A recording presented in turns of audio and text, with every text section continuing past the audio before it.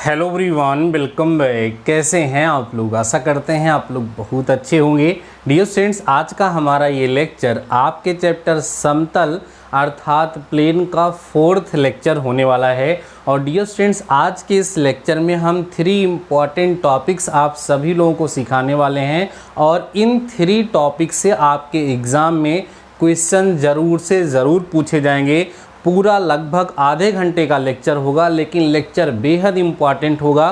ध्यान से एक एक टॉपिक को हमेशा की तरह सुनिएगा, समझिएगा, कॉपी में नोट करिएगा, जो क्वेश्चन सॉल्व कराऊंगा उसको सॉल्व करिएगा। डियर स्टूडेंट्स, अगर देखा जाए तो आज का ये लेक्चर इस चैप्टर का थ्योरेटिकल फॉर्म में आखिरी लेक्चर है, लेकिन इसके बाद मैं एक लेक्चर इस चैप्टर के बिहाफ पर आपको और प्रोवाइड कराऊंगा, जिसमें हम मिसलिनियस क्वेश्चन आप सभी लोगों के साथ डिस्कस करेंगे, तब जाकर के ये चैप्टर कंप्लीट हो जाएगा। आज के इस लेक्चर में हम 3 टॉपिक जो कवर करने वाले हैं, उसमें से पहला टॉपिक है किसी दिए हुए बिंदु से किसी समतल की दूरी ज्ञात करना, to find the distance of any plane from a given point. ठीक है। सेकेंड जो हमारा टॉपिक है वो है 2 समांतर समतलों के बीच की दूरी। अगर 2 समतल पैरेलल हैं तो उनके बीच की डिस्टेंस हम किस तरीके से पता कर सकते हैं। तीसरा टॉपिक हमारा होगा 2 समतलों के बीच का कोण, एंगल बिटवीन 2 प्लेन्स, जो बेहद इम्पॉर्टेंट है। सबसे लास्ट में इसको हम कवर कर रहे होंगे और इससे आपके एग्जाम में क्वेश्चन ज़रूर से ज़रूर पूछा जाएगा। बहुत आसान टॉपिक है, आपको समझ में आ जाएगा। तो ये 3 इम्पॉर्टेंट टॉपिक आज के इस लेक्चर में कवर करने वाला हूँ। अगर आपके पास समय है पूरा लेक्चर देखने का तो लेक्चर को कंटिन्यू करिए, नहीं तो अभी स्किप करिए, हमेशा की तरह हम बोल देते रहें। आइए आज की इस क्लास को हम स्टार्ट करते हैं। पहला टॉपिक हमने यहाँ लिख रखा है किसी बिंदु x1, y1, z1 से समतल की दूरी। मैं आपको कुछ याद दिलाना चाहता हूँ जो आपकी मदद करेगा। आप जब प्रिपरेशन कर रहे थे या क्लास 10th में या क्लास 11th जो पास आउट हैं, वो हमारे स्टूडेंट्स जानते हैं कि जो लाइन होती है उसका general form ax plus by plus c is equal to 0 होता है। याद है आप लोगों को? अगर हम इस लाइन की किसी पॉइंट x1 कामा y1, ध्यान दो डियर स्टूडेंट्स, किसी point x1 comma y1, let this point is A, तो यहाँ से इसकी डिस्टेंस जब हम पता करते थे तो आपको याद होगा डिस्टेंस अर्थात दूरी का फार्मूला क्या था भैया? ax1 plus by1 plus c upon under root a square plus b square. ये फार्मूला शायद आपको याद होगा, जब आप पॉलिटेक्निक एंट्रेंस एग्जाम की प्रिपरेशन किए थे तब आपको पढ़ाया गया था। साथ ही साथ जब आप इंटरमीडिएट में अगर पढ़े होंगे स्ट्रेट लाइन, तो वहाँ पर भी आपको पढ़ाया गया था। तो ये एक पॉइंट से एक लाइन की डिस्टेंस थी, ये फार्मूला हुआ करता था जो हम पहले से जानते थे। अभी हम लोग को क्या पढ़ना है? किसी पॉइंट से किसी प्लेन की डिस्टेंस। तो ये फार्मूला मैंने क्यों बताया अभी आपको समझ में आ जाएगा, ज़रा समझिए। सपोज करो डियर स्टूडेंट्स, ये कोई हमारा प्लेन है, ये कोई क्या है? प्लेन है, और यहाँ हमारा कोई पॉइंट है। सपोज करो the point is ax1 comma y1 comma z1। इसकी इस प्लेन से हमें क्या पता करनी है भैया? डिस्टेंस पता करनी है। Suppose this point is p। ये ध्यान रखिएगा कि जो डिस्टेंस होती है वो हमेशा परपेंडिकुलर मेजर होती है। कभी भी किसी की भी दूरी पता करते हैं तो हमेशा कैसी दूरी पता करते हैं? लंबवत दूरी पता करते हैं।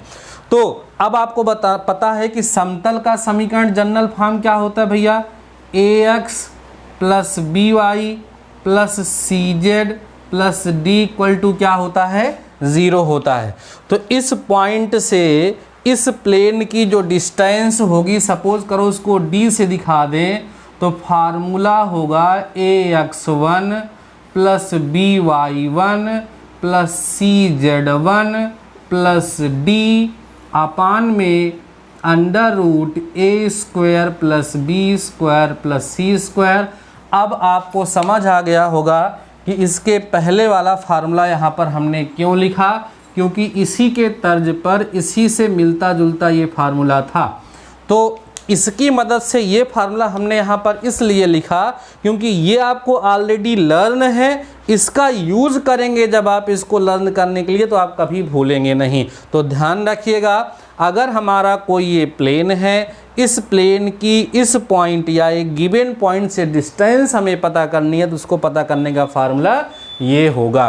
क्लियर हो गई बात? अब ज़रा समझिए, एक छोटा सा एग्जाम्पल भी लेकर के हम यहाँ पर देख लेते हैं। ठीक है, अब एक बात देखो भाई, देखो जो डिस्टेंस होती है वो कभी भी निगेटिव में नहीं होती, हमेशा पॉजिटिव में होती है, इसलिए यहाँ पर मॉड लगाना तो बनता ही है। तो आप बुक देखेंगे तो उसमें मॉड लगा होगा, तो आप कंफ्यूज ना हो, इसलिए हम मॉड यहाँ पर लगा दे रहे हैं। मॉड का मतलब है कि always positive distance is taken, negative कभी भी डिस्टेंस नहीं ली जाती है। अब जैसे मैं कोई क्वेश्चन आपसे यहाँ पे पूछ लूँ, कह दिया जाए कि पॉइंट 1, 2, 3 से कोई प्लेन दे दिया जाए 2x + 3y + 5z, ठीक है, +1 = 0 की डिस्टेंस पता करिए। तो डिस्टेंस कैसे पता करेंगे भाई? ax1, a का मतलब 2 हो गया, x1 का मतलब 1 हो गया, by1, b मीन्स कितना हो गया? 3 हो गया, y1 कितना हो गया? 2 हो गया, प्लस c, ठीक है, फिर cz1, ठीक है, तो c कितना हो गया? 5, z1 कितना हो गया? 3, प्लस d का मतलब 1 अपान √a² मतलब 2 का स्क्वायर, b² मतलब 3 का स्क्वायर, c² मतलब 5 का स्क्वायर। ये समझ में आया होगा आपको। अभी आप इसको सॉल्व कर लेंगे, मॉड लगा देंगे तो 2, 3, 2, 6, 6, 2, 8 और 5, 3, 15, 15, 5, 20, 3, 23, 1, 24, 24 आ जाएगा ना ये, अपान में √4, 9, 4, 13, 13 और 25, 38 हो जाएगा। ठीक है, ये आपका क्या होगा? आंसर हो जाएगा। भाई जोड़ने में कहीं गलती हुई, 2 ये हो गया, 6, 2, 8 हो गया, 8 और 15, 15, 5, 20, 3, 23, 1, 24, ठीक है। तो ये डिस्टेंस यहाँ पर हो जाएगी, मॉड लगाने की ज़रूरत नहीं क्योंकि ये पॉजिटिव में आ ही रहा है।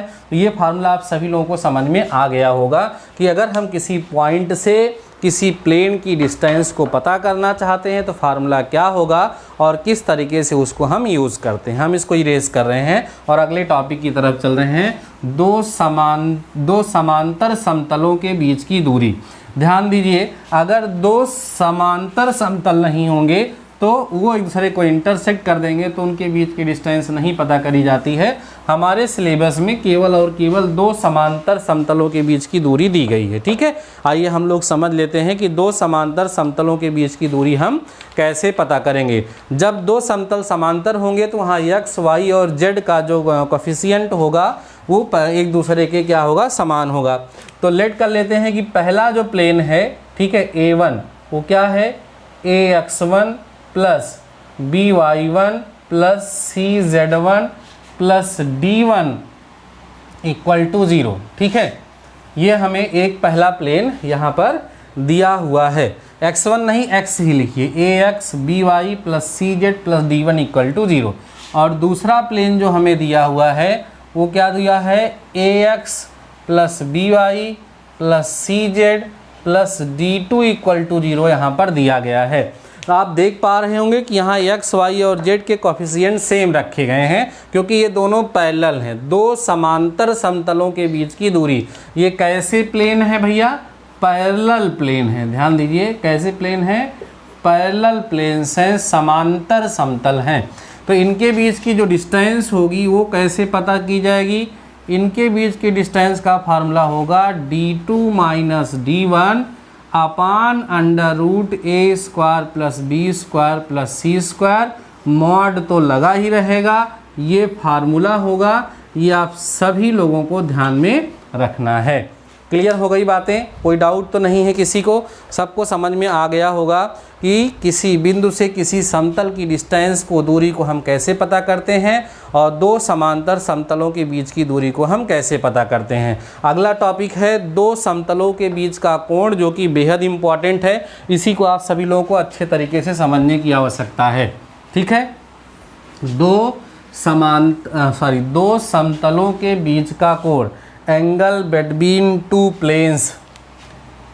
दो, इसको ध्यान समझ लेना भैया, दो समतलों के बीच का कोण। ठीक, सपोज कर लेते हैं कि दो प्लेन हैं, दो समतल हैं, ठीक है। एक प्लेन ये है इस तरीके से, और एक दूसरा प्लेन बना लेते हैं, सपोज कर लीजिए, ठीक है, जैसा कि बुक में बना है मैं वैसा ही बनाने का प्रयास कर रहा हूँ यहाँ पर, ठीक है। एक दूसरा प्लेन ये है और ये एक दूसरे को यहाँ पर क्या कर रहे हैं, इंटरसेक्ट कर रहे हैं। सपोज कर लो कि ये वाला प्लेन जो है ये कौन है, a1x plus b1y plus c1z plus d1 equal to 0, ये वाला प्लेन है। और ये जो दूसरा प्लेन हमें यहाँ दिया हुआ है इसका इक्वेशन सपोज कर लो a2x है प्लस b2y है plus c2z plus d2 equal to 0 है। अब इनके बीच का एंगल हमें पता करना है, तो ध्यान रखिए कि इनके बीच का एंगल पता करने से अच्छा होता है कि इन पे जो नॉर्मल है, इन पे जो अभिलंब है, उनके बीच का कोण निकाल लिया जाए। तो इस पर अभिलंब ये है, मान लीजिए, ध्यान समझिए सभी लोग, और इस पर अभिलंब सपोज करिए कौन है, ये है। अब इन्हीं के बीच में जो एंगल थीटा बनेगा वही एंगल यहाँ भी बनेगा। तो कुल मिला के समझने वाली बात ये है कि दो प्लेन के बीच का एंगल हम नहीं पता करते हैं, दो प्लेन के बीच का एंगल हम नहीं पता करते हैं। जो दो प्लेन पर नॉर्मल होता है उस पर जो अभिलंब होता है उसके बीच का एंगल हम पता करते हैं। अभी आप सभी लोगों को पता है कि जैसे यहाँ पर a1 है, b1 है, c1 है, या आप ज़रा ये समझ लीजिए जनरल इक्वेशन जो प्लेन है ax plus by plus cz plus d equal to 0, इसमें ए बी सी क्या होते हैं, A B C direction ratio होते हैं इस प्लेन पर नॉर्मल के। तो ठीक है, तो ये इसका मतलब a1 b1 c1 इसका डायरेक्शन रेशियो है और a2 b2 c2 इसका डायरेक्शन रेशियो है। तो डायरेक्शन रेशियो गिवन होने पर दो लाइन के बीच का एंगल पता करने का फार्मूला आपको शुरुआत में इसके पहले वाले चैप्टर में ही पढ़ाया जा चुका है।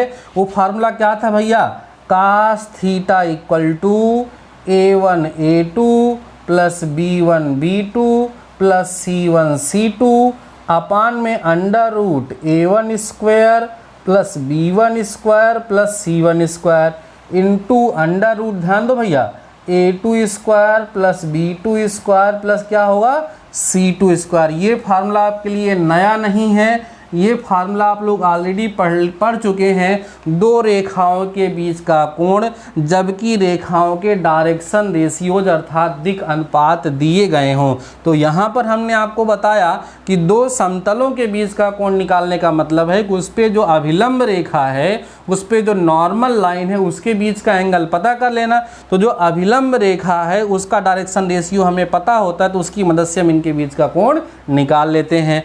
अब लंब का प्रतिबंध क्या होगा, लंब का प्रतिबंध मतलब अगर दो प्लेन परपेंडिकुलर हैं तो कैसे पता चलेगा, आपको पढ़ाया गया है a1 a2 plus b1 b2 plus c1 c2 equal to क्या होगा 0 होगा। समांतर अर्थात पैरेलल की क्या कंडीशन होगी, ये सब आप पढ़ चुके हैं पहले ही, ठीक है। पैरेलल के लिए क्या कंडीशन होगी, a1 अपान a2 इक्वल b1 अपान b2 इक्वल c1 अपान c2 होता है। ऐसा आप बहुत पहले पढ़ चुके हैं इसके पहले वाले चैप्टर में। उम्मीद करता हूं कि जितना टॉपिक मैंने आपको समझाया ये पूरा का पूरा टॉपिक अच्छे तरीके से आप सभी लोगों को समझ में आ गया है। क्लियर हो गई बातें, कोई डाउट तो नहीं है, समझ में आ गया? अच्छा ठीक है, ये क्लियर हो गया होगा, कोई डाउट इसमें आपको नहीं होगा। अब इसमें आपको एक छोटा सा नोट पॉइंट ध्यान रखना है। क्या ध्यान रखना है, नोट पॉइंट, ठीक है। समतल जो प्लेन होता है बच्चों, इसका एक नॉर्मल फॉर्म होता है। नॉर्मल फॉर्म किसका, प्लेन का। ये क्या होता है, Lx plus my plus nz equal to p। जरा ध्यान समझिए, this is the normal form of plane. तो हो सकता है कि ये जो प्लेन है इसका आपको नॉर्मल फॉर्म दिया गया हो, जैसे ये दिया जाए, या इसका नॉर्मल फॉर्म क्या दे सकते हैं, L1x plus M1y plus N1z equal to P1, और इसका इक्वेशन ये ना दे करके क्या दिया जाए, L2x plus M2y plus N2z equal to क्या हो गया P2, ठीक है। इक्वल टू क्या लिख दिया जाए, थोड़ा स्पेस बनाते हैं, प्लस N2Z इक्वल टू क्या लिख दिया जाए, P2 लिख दिया जाए। तो अब अगर ये इस फॉर्म में दिया गया होगा, अगर प्लेन का इक्वेशन नॉर्मल फॉर्म में दे दिया गया होगा तो उनके बीच का एंगल हम कैसे पता करेंगे। अब ज़रा ध्यान से समझो, यहाँ A1 B1 C1 जो थे ये नॉर्मल के डायरेक्शन रेशियोज थे, और यहाँ L1 M1 N1 जो है वो इनके डायरेक्शन कोसाइन है, दिक् कोज्जाएं हैं। तो दिक् कोज्जा पता होने पर एंगल कैसे निकालते हैं बताइए, cos theta equal to L1 L2 plus M1 M2 plus N1 N2, इस फार्मूले से हम पता कर लेते हैं। आपको पता है, पहले से आप लोग जानते हैं, इसका यूज आप कर चुके हैं। लंब होने का प्रतिबंध क्या हो जाएगा, लंब होने का प्रतिबंध क्या हो जाएगा, L1 L2 plus M1 M2 plus N1 N2 equal to क्या आ जाएगा, 0 आ जाएगा। पैरेलल होने का क्या होगा, जहाँ पर A1 अपान A2 है वहीं क्या आ जाएगा, L1 upon L2 equal M1 upon M2 equal to N1 upon N2 हो जाएगा। तो दोनों फॉर्म मैंने एक साथ आपको यहाँ पर समझाने का प्रयास किया है। उम्मीद करता हूँ कि पूरा कंसेप्ट आपके दिमाग में बैठ गया होगा, पूरा एकदम अच्छे तरीके से समझ में आ गया होगा। इसको आप लोग नोट करिए, बहुत इम्पॉर्टेंट टॉपिक है। खासकर ध्यान क्या रखना है, दो समतलों, दो प्लेन के बीच का अगर हमें एंगल पता करना है तो हम उन पे जो अभिलंब रेखा होती है उनके बीच का एंगल पता करते हैं। और दो रेखाओं के बीच का कोण पता करने का तरीका हम पहले पढ़ चुके हैं, डायरेक्शन कोसाइन दिया हो तब, डायरेक्शन रेशियो दिया हो तब। वैसे जब आपके एग्जाम में आएगा तो डायरेक्शन रेशियो के फॉर्म में ही दिया रहेगा। तो मैं इसको इरेज कर रहा हूँ, आप लोग इसको नोट कर लीजिए। अब एक दो क्वेश्चन हम यहाँ पर सॉल्व करेंगे, जिससे आपका ये कंसेप्ट खूब अच्छे तरीके से तैयार हो जाएगा, और इसके बाद ये चैप्टर आपका कंप्लीट भी हो जाएगा। अभी एक लेक्चर और होगा इस चैप्टर पर, जो इस चैप्टर का सबसे ज़्यादा इम्पॉर्टेंट लेक्चर होगा, क्योंकि उसमें हम हर उस टाइप के क्वेश्चन कवर कर रहे होंगे जो प्रीवियस ईयर में पूछे गए होंगे, जिस तरह के क्वेश्चन। सो बेहद इम्पॉर्टेंट होगा। अभी पहले हमने जो आपको सिखाया है उसकी मदद से एक दो क्वेश्चन मैं आपको सॉल्व करा दूं तो फिर ज़्यादा बेहतर होगा, ठीक है। अब ज़रा समझिए, दो समतलों के बीच का कोण निकालने के लिए पहला क्वेश्चन 2018 में आया है, वो क्वेश्चन मैं यहाँ लिखने चल रहा हूँ। आप लोग मेरे साथ सॉल्व करिएगा, स्किप मत करिएगा, ध्यान समझिएगा। दो समतलों, ठीक है, दो समतल हमें दे रहा है, देखिए कौन कौन सा दे रहा है। दो समतलों 3x minus 6y plus 2z equal to 7, ये दे दिया गया, ठीक है। और ज़रा ध्यान दे दो भैया, और हमें क्या दे रहा है, 2x plus 2y minus 2z equal to 5, इनके बीच का कोण निकालना है। और ये क्वेश्चन UPBTE की तरफ से 2018 में पूछा जा चुका है, इम्पॉर्टेंट क्वेश्चन है। आइए इसको हम लोग सॉल्व करते हैं, ठीक है। ज़रा ध्यान से समझेंगे, इनके बीच का कोण हमें पता करना है। तो जो हमारा पहला प्लेन है वो क्या दिया हुआ है, 3x माइनस 6y प्लस में 2z माइनस 7 इक्वल टू 0, इसको ऐसे लिख लीजिए। दूसरा प्लेन A2 जो दिया गया है 2x plus 2y minus 2z minus 5 equal to 0 दिया है। अब ये आपको पहचानना होगा कि ये जो प्लेन दिए हैं किस फॉर्म में है, नॉर्मल फॉर्म में है कि जनरल फॉर्म में, जनरल फॉर्म में। क्योंकि नॉर्मल फॉर्म में होंगे तो यहाँ डायरेक्शन कोसाइन होगा, और डायरेक्शन कोसाइन कॉस की वैल्यू होती है, और कॉस की वैल्यू -1 से कम और +1 से ज़्यादा नहीं हो सकती। तो यहाँ +1 से ज़्यादा वैल्यू लिखने का मतलब, या -1 से छोटी वैल्यू लिखने का मतलब यही है कि जनरल फॉर्म में है, वो डायरेक्शन कोसाइन वाले फॉर्म में नहीं है, डायरेक्शन रेशियो दिया है। तो फार्मूला लगा दीजिए, कॉस थीटा इक्वल टू, क्या था फार्मूला, A1 A2 प्लस, ध्यान दो भैया, B1 B2 plus C1 C2 upon में under root A1 square plus B1 square plus C1 square into में फिर से देखेंगे A2 square plus B2 square plus C2 square. समझ में आ रही बातें, खटाखट से वैल्यू पुट करना आप यहाँ स्टार्ट कर दीजिए। cos theta A1 A2, A1 3 है, A2 कितना है 2 है, तो 3 2 जा मैं यहाँ 6 कर दे रहा हूँ। B1 B2 -6 है और यहाँ 2 है, तो कितना हो जाएगा -12 हो जाएगा। C1 C2 यहाँ 2 है और यहाँ कितना है -2 है, तो कितना हो जाएगा -4 हो जाएगा। अपान में अंडर रूट A1 स्क्वायर मतलब 9, B1 स्क्वायर मतलब 36, C1 का स्क्वायर मतलब कितना हो जाएगा भैया 4 हो जाएगा। ठीक है, इतनी बात सबको समझ में आई। इनटू में हम यहाँ जब करेंगे तो A1 स्क्वायर मतलब 4, B1 स्क्वायर मतलब 4, C1 स्क्वायर मतलब 4। ठीक है, सॉल्व कर लीजिए। अभी इसको हम सॉल्व करेंगे तो cos थीटा इक्वल टू, अब देखिए यहाँ पर -16 है, 16 में से तो -10 यहाँ बचेगा, -10 अपान 40 49 यहाँ बच जाएगा और इनटू में 4 4 8 4 12 यहाँ बच जाएगा। ठीक है, अब इसको हम ज़रा सॉल्व करें तो cos थीटा इक्वल टू -10 यहाँ बचेगा, इसका स्क्वायर रूट 7 हो जाएगा और इसका 3 चौक 12, 2 बाहर आएगा, √3 कहाँ बचेगा अंदर, 2 पंचे 10, इसको हम काट सकते हैं। तो cos थीटा इक्वल टू बच्चों कितना मिल जाएगा -5/7 √3। ये cos थीटा आपको यहाँ से मिल रहा है। अभी ज़रा मैं आंसर चेक कर लेता हूँ कि इसका आंसर आ कितना रहा है, क्योंकि हमें थीटा पता करना है ना। थीटा हमें क्या करना है भैया, पता करना है।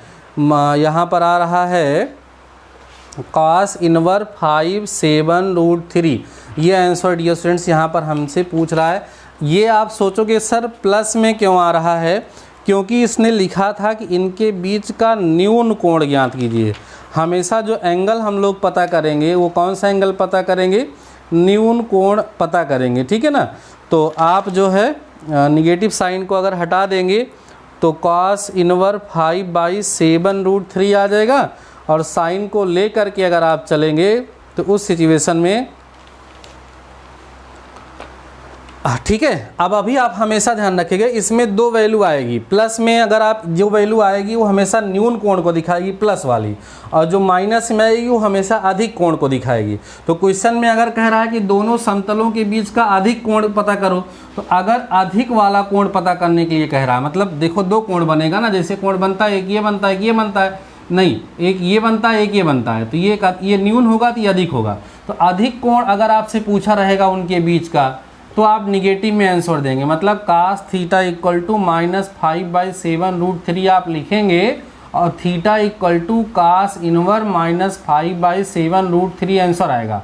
लेकिन अगर इनके बीच का न्यून कोण आपसे पूछा रहेगा तो उस सिचुएशन में पॉजिटिव लेंगे, इसी को 5/7 √3 है ना। तो theta equal to cos inverse 5/7 √3, ये आपका क्या आ जाएगा आंसर। अब कहोगे सर एग्जाम में अगर आया जैसे यही क्वेश्चन आ गया, इसमें कुछ नहीं लिखा है कि न्यून कोण निकालना है कि अधिक कोण निकालना है, तो दोनों आप पता कर लीजिएगा, दो कोण बनेगा, एक ये बनेगा और एक ये बनेगा। और अगर न्यून कोण दिया रहेगा तो आपके लिए बेस्ट होगा, फिर वही न्यून कोण आप लोग निकाल देंगे और वही आपका क्या होगा आंसर हो जाएगा। और अधिक कोण पूछा रहेगा तो अधिक कोण निकाल देंगे, अगर नहीं दिया रहेगा तो दोनों अगर हम लोग कर लेंगे तो हमारे लिए बेहतर होगा। चलिए इसको हम इरेज करते हैं। उम्मीद करता हूँ ये क्वेश्चन आपको अच्छे तरीके से समझ में आ गया होगा।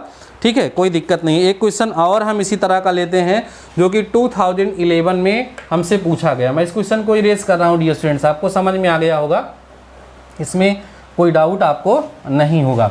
बहुत ही इम्पॉर्टेंट टॉपिक है ये, अक्सर ये एग्ज़ाम में पूछा जाता है, इसीलिए हम आपको इसको बहुत अच्छे तरीके से समझाने का प्रयास कर रहे हैं। अगला क्वेश्चन जो हम लिखने चल रहे हैं ये डियर स्टूडेंट्स आपको हम बताएं कि 2011 में पूछा गया है। दो समतलों, अब समतल यहाँ बदल जाएगा, समतल में बदल रहा हूँ, क्या लिखा हुआ है 2x लिखा है, प्लस में भैया y लिखा है, इसको पूरा मिटा देता हूँ। ठीक है, समतल लिखा है 2x + y है ना, -2z + 6 = 0, और अगला लिखा है, अगला समतल लिखा हुआ है 2x - 3y + 6z + 18 = 0 के बीच का न्यून कोण ज्ञात कीजिए। यहाँ पर इस क्वेश्चन में इसने लिख दिया है कि इनके बीच का क्या ज्ञात करिए, न्यून कोण ज्ञात कीजिए। ठीक है, जब न्यून कोण बोल दिया है तो हम पॉजिटिव वाली वैल्यू ही यहाँ पर पता करेंगे। एकदम वही पुराना क्वेश्चन है, आइए हमारे साथ साथ इसको सॉल्व कर लीजिए और देखते हैं हम लोग कैसे इसको सॉल्व करेंगे। ठीक है, गिवन प्लेन यहाँ लिख लेंगे गिवन प्लेन, जो समतल हमें दिए गए हैं वो कौन है। पहला समतल A1 जो हमें दिया हुआ है 2x + y - 2z + 6 = 0 है। अगर आप इसको थोड़ा सा लेंदी में लगाना चाहें, बड़े में लगाना चाहें, 5 नंबर में क्वेश्चन आ गया तो यहाँ आप लिख सकते हैं कंपेयरिंग विद। इसको आप क्या करेंगे, कंपेयर करेंगे किससे, A1x + B1y + C1z + D1 = 0। तो A1 की वैल्यू आपको 2, B1 की वैल्यू आपको 1, C1 की वैल्यू आपको -2 मिल जाएगी। फिर दूसरा प्लेन लिखेंगे, A2 = क्या है, 2x - 3y + 6z + 18 = 0। इसको हम किससे कंपेयर कर देंगे, कंपेयर करेंगे A2x + B2y + C2z + D2 = 0 से क्या कर देंगे, कंपेयर कर देंगे। यहाँ पर A2 की वैल्यू आपको 2 मिल जाएगी, B2 की वैल्यू -3 मिल जाएगी, C2 की वैल्यू आपको क्या मिल जाएगी, 6 मिल जाएगी। अब हम क्या करेंगे, जो फार्मूला हमने आपको बताया है वो फार्मूला में अप्लाई कर देंगे। cos थीटा = क्या होगा भैया, A1 A2 + B1 B2 + C1 C2 upon में √A1² + B1² + C1² इंटू में √A2² + B2² + C2²। ये फार्मूला होता है जो हम यहाँ अप्लाई कर देंगे और खटाखट से ला के वैल्यू पुट कर देंगे। आपको लग रहा होगा कि सर इसको तो हम लोग अब कर सकते हैं, तो कर सकते हैं, तो हम यहीं छोड़ भी रहे हैं। इसको आप सभी लोग सॉल्व करेंगे और सॉल्व करके इसका आंसर क्या आ रहा है मुझे कमेंट सेक्शन में कमेंट करके बताएंगे, ज़रूर से ज़रूर बताएंगे। जो भी क्वेश्चन हम टास्क के फॉर्म में दिया करें उसको आप लोग सॉल्व किया करें तो अच्छा होगा, ठीक है। इसको सॉल्व करिएगा। वैसे कभी कभी क्या होता है कि चलिए ठीक है, इसको आप लोग सॉल्व करिएगा, मैं यहाँ लिख भी दे रहा हूँ, cos इनवर्स 13/21 आएगा। जिसका ये आंसर आ जाएगा वो मुझे कमेंट सेक्शन में कमेंट करके बता देगा, ज़रूर से ज़रूर बताएगा, ठीक है। जिससे हमारे लिए अच्छा होगा कि हाँ भाई मैंने जितना समझाया वो पूरा का पूरा हमारे स्टूडेंट्स को समझ में आ गया। और मेरा जब पूरा समझाया हुआ आपको समझ में आ गया, आपने क्वेश्चन सॉल्व कर लिया, तो मेरे लिए इससे ज़्यादा खुशी की बात और कुछ नहीं हो सकती है। आज के इस लेक्चर में जो टॉपिक हमने आपको समझाने का प्रयास किया, उम्मीद करता हूँ कि पूरा का पूरा टॉपिक आपको समझ में आ गया होगा। इस चैप्टर में जितने भी टॉपिक्स थे उन सारे के सारे टॉपिक को हम आपको समझा चुके हैं। अब हम कुछ मिक्स्ड क्वेश्चंस लेंगे एग्जाम्पल से, एक्सरसाइज से, और एक छोटा सा लेक्चर आपको 35-40 मिनट का और प्रोवाइड कराएंगे। उसको आप लोग जब देख लेंगे तो आपका ये चैप्टर कंप्लीट हो जाएगा। अब इसके बाद डियर स्टूडेंट्स आपको एक चैप्टर और पढ़ना होगा जो कि बहुत ही आसान होगा, ठीक है। वो होगा, कौन सा टॉपिक होगा भाई, वो है सरल रेखा, स्ट्रेट लाइन और 3D ज्योमेट्री। आपका चैप्टर डियर स्टूडेंट्स कंप्लीट हो जाएगा।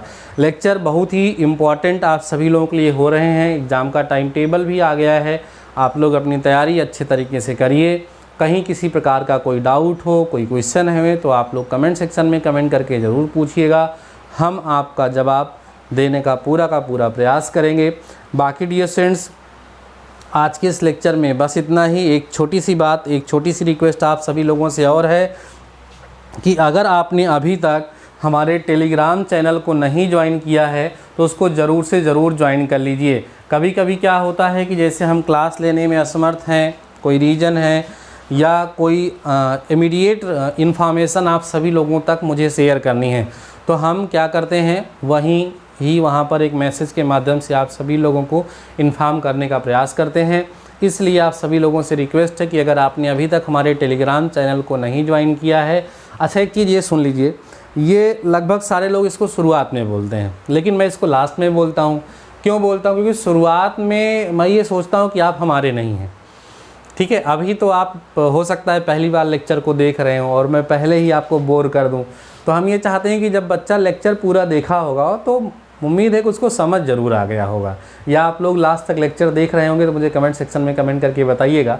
तो मेरा ये भरोसा रहता है कि अगर बच्चे ने पूरा लेक्चर हमारा देख लिया तो वो मेरा हो गया और उसको अब हम अपने साथ जोड़ने का प्रयास करते हैं। इसीलिए हम आपको बता रहे हैं कि टेलीग्राम चैनल है हमारा, उसको ज्वाइन कर लीजिए।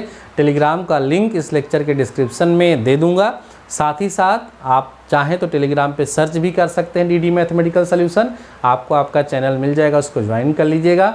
ठीक है, साथ ही साथ चैनल पे सेशन 2024 के लिए अप्लाइड मैथ सेकंड की प्लेलिस्ट बनी हुई है, उसका लाभ ज़रूर उठाइए। बहुत अच्छे तरीके से मैंने सारे टॉपिक को समझाया है, उसको आप पढ़ेंगे, सीखेंगे, जानेंगे तो आपका लाभ ज़रूर होगा। बाकी डियर स्टूडेंट्स, आज के इस लेक्चर में बस इतना ही। कोई डाउट हो, कोई क्वेश्चन है तो कमेंट सेक्शन में कमेंट करके ज़रूर पूछिएगा। बाकी मिलते हैं नेक्स्ट लेक्चर के साथ, नेक्स्ट टॉपिक के साथ। तब तक के लिए शानदार रहिए और पढ़ते रहिए।